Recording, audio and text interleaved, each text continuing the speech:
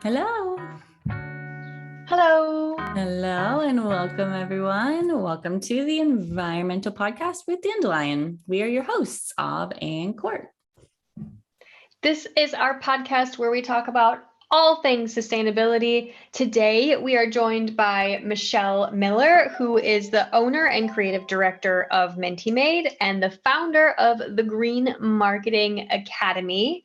Thank you so much for being here, Michele. Can you tell us a little bit about what you do and why? Sure. Thank you so much for having me on today. Like Court said earlier, it's been a long time coming. So I'm the owner and creative director of Minty Made, and we specialize in visual branding, website design, and marketing. And we're based in Seattle, Washington. We primarily serve small businesses in the e-commerce and wellness space. And on the Green Marketing Academy side, we provide training, education, and certification for marketing teams and professionals of really all sizes on adopting more sustainable, ethical, and inclusive marketing practices. The reason, or I would say my central why of incorporating sustainability into my business when I founded it about 4 years ago now, I spent 10 years in corporate marketing and a short part in sales and working for a nonprofit.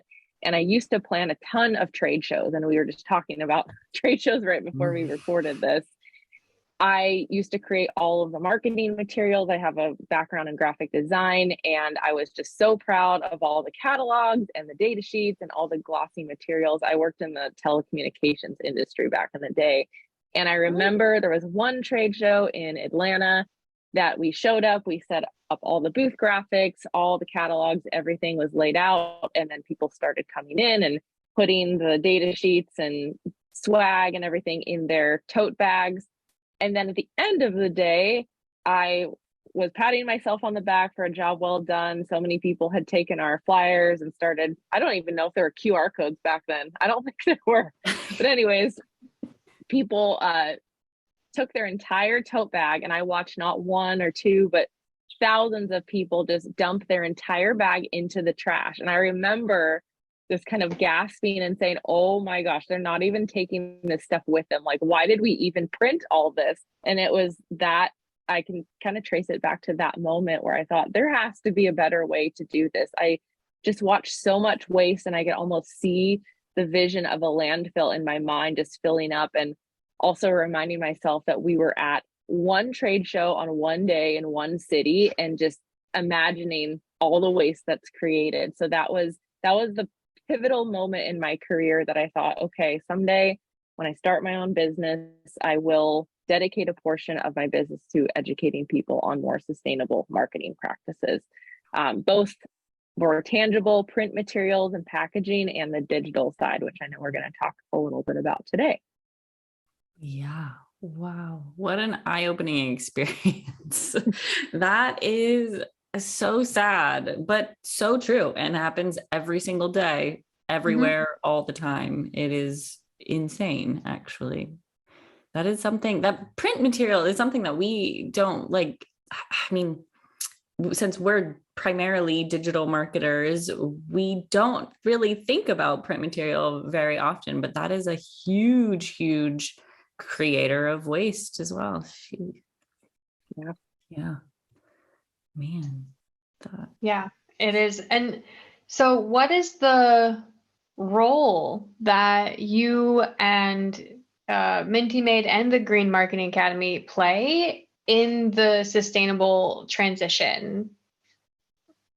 Sure. Yeah, I'll start with the more tangible or print side. So on our studio side, when we work with clients, we do have a fair amount of clients that still do print material, although not as often as I would say 5 years ago. We help them develop at first a sustainable branding strategy. And I know that both of our businesses talk about this often, and making sure that you have a solid brand strategy so that you're not rebranding or refreshing your marketing materials every couple of years or so, because it's really geared towards capturing your ideal audience. And then we carry that over into the digital side with making sure that the websites and all marketing material are accessible for other people, both in the sense of accessibility and kind of meeting those standards. and just making sure that there's a clear intention behind printing anything. So really focusing on increasing the impact that our clients are having on their audience while lessening their footprint on the planet. So I would say the transition that we work with our clients on rather is starting that marketing journey and sustainability journey to adopting cost-effective methods to be able to take smaller steps in the right direction, because we want to make the process for them less intimidating and more feasible for them, while still showing them that these small decisions actually do make a difference. So that's the same on the Green Marketing Academy side, when we work with small businesses or large corporations to really bring that to fruition for them and just highlight the fact that you have to start somewhere. You can't do everything at once. You don't want to go too far in making these commitments and claims, because then that turns into a whole PR nightmare of greenwashing and such. But there are small steps and a lot of resources out there to help that can really kickstart that journey for you. Yeah. Wow. It's complex, right? In this world, in digital world, because so much of what we do, or so much of the rhetoric is it's digital, so it's already sustainable. It's in the cloud, so it doesn't have a tangible blah, blah, blah. But that's not true. And it's cool that you're building a way to educate people around that, and building an academy around it, because both of our businesses, if Dandelion and Minty Made, like, we're focused on that, but it's pretty incredible that you're also building like a school around it to teach others. Do you mostly work with marketers, right? With Green Marketing Academy, you're mostly working with marketers, or the marketers for brands? Yeah, it's mostly, it's a mixture of, sometimes it's business owners, because they're the ones doing the marketing for their own small businesses. So it started that. And now what we're seeing is we're getting a lot more requests for training other marketing agencies or organizations that are branding, website designers, social media management companies. And we want to create a ripple effect. It's like, if more agencies like in studios like Dandelion and Minty Made and others adopt these, then it becomes the norm. So I like to say we're the starting point of a sustainable marketer's journey, because there's so many resources out there that can help you with your, ESG reporting. So it's more of like, we're focusing on bringing awareness to this topic so that you can keep adding on steps throughout your journey. And then I would say for the digital side too, you touched on it a second ago, but the digital waste that produced, it keeps building and building, which is known as the digital carbon footprint. And some of the things that we're focusing on, just to give some examples for people listening, we just recently, as of like 1 week ago, got our climate neutral certification. And being a service-based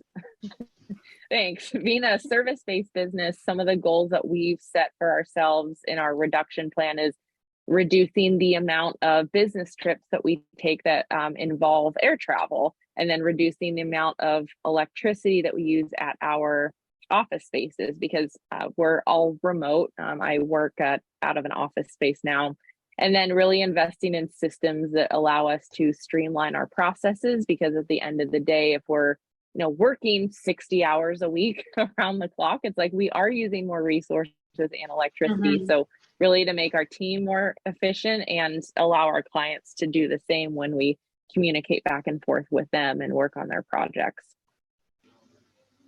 Very, very cool. Yeah. Yeah, that's cool. Do you find that people sort of generally kind of understand the kind of actual impacts of digital carbon footprint, and like of kind of everything that we do online? Yeah, I think it's tough to say, because I'm sure you both feel the same way too, but I talk about sustainable marketing so much that I'm like, oh, everyone knows about this. I just feel like a broken record when I keep talking about it. But I'll even have conversations with friends, and I'll just be in conversation, oh, it's a digital carbon footprint. And people are like, what is that? Yeah. And they say, I've never actually even thought about like the load on the data centers and how we're just scrolling for hours on social media, and that's creating just more demand for electricity and all of that. So I would say in my little eco bubble and sphere with all of you, it's like, yeah, that's pretty common knowledge these days. But I would say the general majority of the population doesn't know about it, or doesn't realize that it does have that it does add up over time. And this, I like to share this statistic. I'm not sure if you both know this, but 80% of roughly 80% of the websites that are on the internet are inactive, are not being used. And that blew my mind. There's so much there's just so much waste just sitting out there that's not really being used. Yeah. Wow. I'll have to look up, I'll send you the citation for that, because I have it buried in my course curriculum. But yeah, I just, at first I thought, wait, did they like add another zero to this? But it's yeah, things like that. And just the amount of, we're such especially here in the US, we're such a consumer, like we just consume so much and become consuming more content and putting more posts out there and more emails, and just it just exponentially rises over time. So I would say no. In my world, it seems like this is common knowledge, but this is why we exist, to keep educating people on this topic. Exactly. Yeah. You got to break out of those silos and those, that's. Yeah.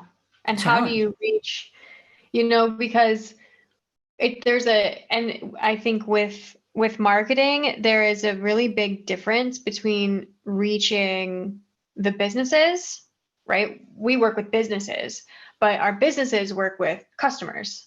So there's a really big difference between us teaching the business that they should be focused on their digital carbon footprint as a company, and then also teaching consumers and like the individual people that maybe they should scroll a little less, or maybe they don't need to do picture in picture when they're like, I'm guilty of that, but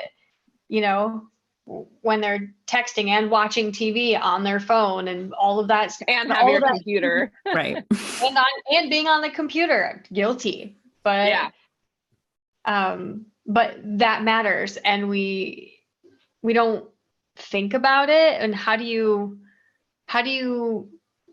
and it's the conceptual question, but how do you reach the consumer on that level? I think it's about getting businesses to talk about it, but yeah, I have no, I know, it's because now we receive all our news and reminders in a digital format every day. And I appreciate the ones that are like, put this stuff outside, go be in nature. And I get that reminder from a post that I see or something. So I think it's just building habits over time. And I appreciate that there's a lot of like opt outside campaigns. REI kind of pioneered that for Black Friday, and just encouraging people not to shop. And Patagonia does a lot of that too. But there's just, the more people we can get involved in this movement, the better, because at the end of the day, and this is something that I preach with our students and the people that we train, is you have to keep your energy sustainable at the end of the day, because sustainability starts with you. And I experienced burnout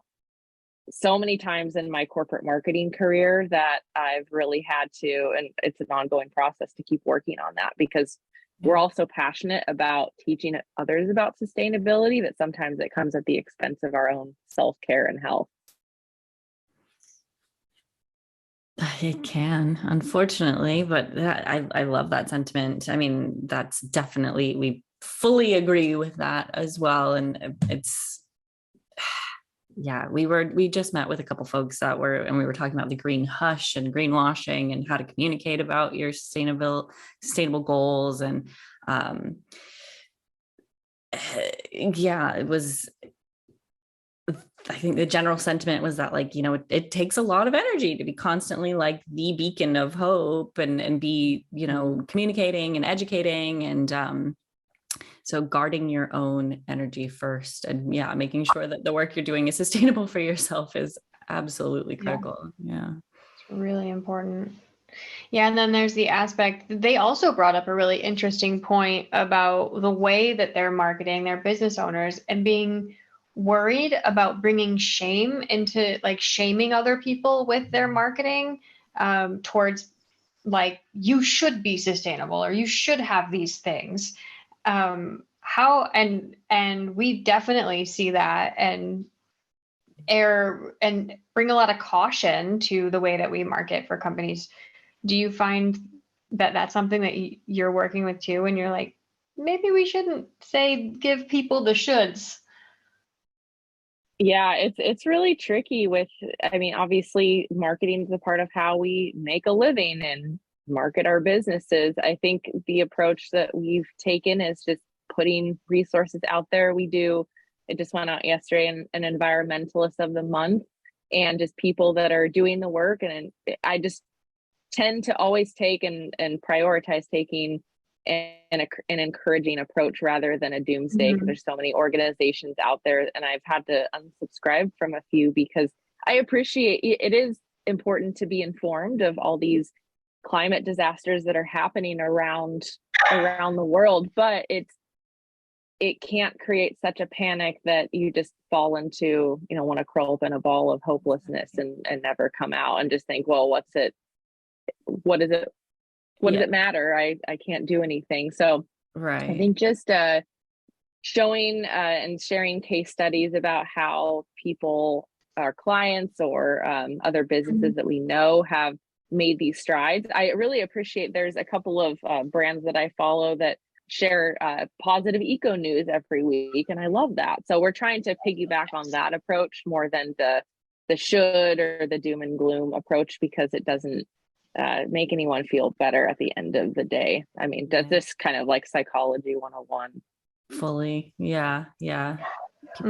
People generally don't like being told what to do, and also don't like feeling constantly like everything is so negative. It leads to just being apathetic eventually, like you mentioned, which is just unfortunate. We don't want anybody to feel that way, because there is so much that we can do, and there's so much power that we all have as individuals and holding companies accountable. So and celebrating those small wins, just in life in general, but definitely around sustainability as well, because no business is perfect out there, and the ones that claim to be, there's usually something fishy going on. Oh yeah. Yeah. That's especially scary when you see something that's like, we're totally circular, or we care about sustainability in the core of our whole business, and you're like, well, okay, What does that mean? what does that mean? Let's dig a little bit. I was looking at a website earlier today and was like, oh my gosh, what do you do about greenwashing when you find it? Do you email them? They know they're doing it. I actually just did this. I won't call out the company by name. They're a small company around here, but I went to this trade show that I was talking to you about a couple months ago, and there was a balloon company, and they had this giant balloon arch, and there was this QR code with a sign that was like, our balloons are 100% like they're compostable and they break down faster. And I was like, oh, like I'd love to learn more. So I went and talked to them, and they gave me a link to a website, which didn't work at first. I was like, your QR code's broken. So I went on there and did some digging, and one of my other colleagues has a sustainable events business. And so we both emailed them. We're like, oh, it's interesting. Like, it makes this claim on your website. Like, we're interested where that came from, and just wrote not a super long email, maybe a couple of paragraphs asking and just offering suggestions. Like, you could elaborate on this point and more. Like, this is what we do. We educate people about greenwashing, and we sadly never got a response, but it's like I have gotten a response from businesses thanking us and actually implementing those changes. So it just depends, but we have to try at the least. Yeah. I want to know about compostable balloons now. It turns out it's not really, it shouldn't really be marketed as compostable. They just break down faster than like regular balloons because of the material. Again, this is what I was searching for more information on. So I'm not a balloon expert. So it takes slightly less than 500 years. Yeah. And it's like, okay, maybe. Yeah, exactly. Mm-hmm. That term to put it into perspective. Yeah, that compostable term is or no, I think it was even biodegradable, but biodegradable, that term too could mean like 5 years or 300 years. No one knows. Yeah. Mm-hmm. Wow. That's really frustrating.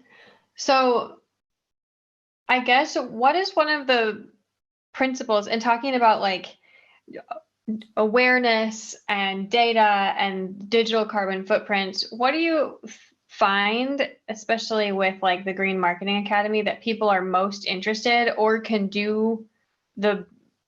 have the biggest impact on their digital carbon footprint from a marketing standpoint? Yeah, I would say it's shifting your focus to adopting marketing strategies that will help your business grow in the ways that it's, again, reaching your ideal clients. So giving an example of blogging, I talk about blogging as a very sustainable marketing strategy because it's generating SEO, which is search engine optimization for your business.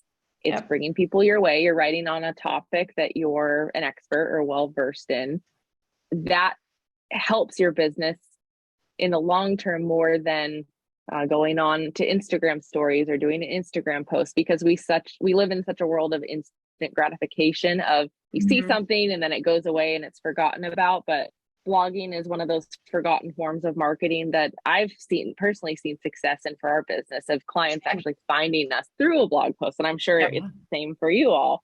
So teaching, like, just staying away from all the trends that pop up. Like, remember Clubhouse? That's still a thing. But there was like, Clubhouse is going to be the new way to like get all this business. And then it kind of faded, and it may still be used by a lot of businesses. I don't know, but it's just kind of fades into the background. And now we see that with like Threads. I don't know what's going to happen there, but sticking to like marketing 101, which is investing in things like SEO, getting really clear on your core values. We have a ton of emphasis at the beginning of the course that we teach on core values and your sustainability statement, and just really going back to the foundational elements of marketing with your branding, your messaging, your brand voice. All of that is something that I concentrate on and teach the importance of.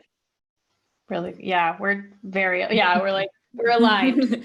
Same. Ditto. Yes. Storytelling never gets old. No. We get bored of our own story.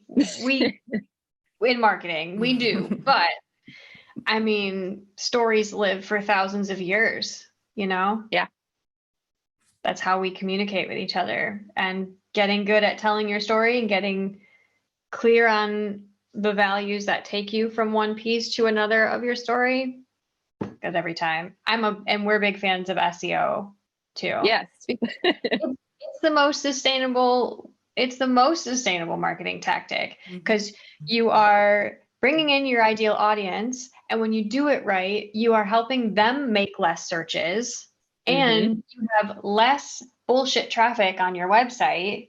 So you are helping other people not show up at your website that aren't your ideal audience. Yep. It also helps with accessibility. And those principles are really similar. Yeah, and on that note, Courtney, a lot of people just in our course feedback forums have said, I never really thought how accessibility and inclusivity ties into sustainable marketing too. So though I'm not, and I wouldn't call myself an accessibility expert, we have guest speakers that come in and go a lot deeper on those topics. And it's been one of the most popular areas of focus within the course content as well. Nice. It's very important work. Yeah. And that's a whole other podcast. You should have someone talk about accessibility if you haven't already. Yeah, it is a very interesting kind of side of business, that of running an online business that I think a lot of people don't consider. And yeah, it's definitely kind of a missing piece. And yeah, I mean, we're certainly not experts in it either. But it is in a lot of our audits, though. Like, we do talk about that. Yeah, I had a potential client call last week where for the first time, they asked me if their website was accessible enough. Nice. And I was very excited. I was like, it happened. Like, somebody cared enough, you know, that I think that's a really awesome trend. People care. People are excited for that. Yeah, for sure. Similar experience here too. It matters. Yeah. Well, that's good to hear. That's good to hear that it's starting to be like kind of more of the forefront of folks' mind, because it matters. Thank you so much for joining us. Where can people find you and connect with you? Sure. I'll say our websites first, because as being a website designer and an advocate, our studio website is mintymade.com. That's MINTYMADE.com. And then the greenmarketingacademy.com is where you can find our education side of the business, training courses, etc. And then the two platforms that I hang out on most often are LinkedIn these days and Instagram, at Minty_Made and at the Green Marketing Academy. But yeah, would love to connect with people listening, and hopefully our conversation was helpful. Again, like you just said, we talk about this stuff all the time, and sometimes I feel like I'm just repeating myself on every podcast, but it's we always reach new people, and it's exciting to bring awareness to someone who may not have heard about this topic before. Yeah, and it's great to have you on as well, because we do such similar things, you know, and it's nice that there's more than one there's more than one business on the pod to talk about the same thing. It's not just us being like, we're shouting this from the rooftops. It's, we're building a community that's shouting. We shout louder together. Yeah, for sure. Yeah. That's really lovely. Yeah. Love the work Thanks that so you're much doing. for having me. Yeah. Love Green Marketing Academy. Yes. So thank you. Thank you so much. Green Marketing Academy is dope. Thank you so much. And thank you all for watching. We will talk to you next time. See you next time.